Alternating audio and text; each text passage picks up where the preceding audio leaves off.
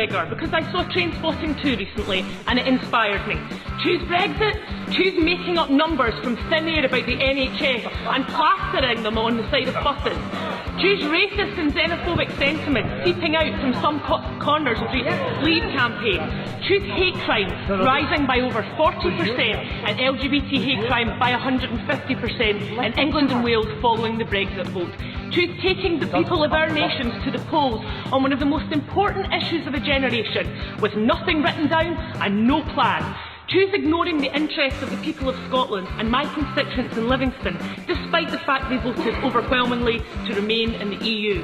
Choose leaving the single market, risking 80,000 Scottish jobs within a decade and costing the people of Scotland an average of £2,000 a year in wages.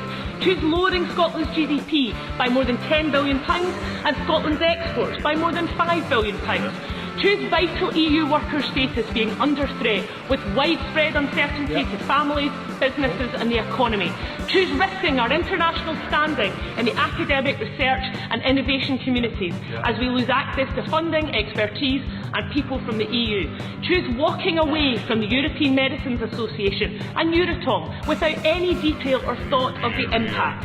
Choose the great Brexit power grab, taking back control of straight bananas. Choose returning to the Thatcher era of poverty and austerity. Choose the UK turning its back on Europe. These, Mr Speaker, are not the choices that the Scottish people made. Scotland chose differently.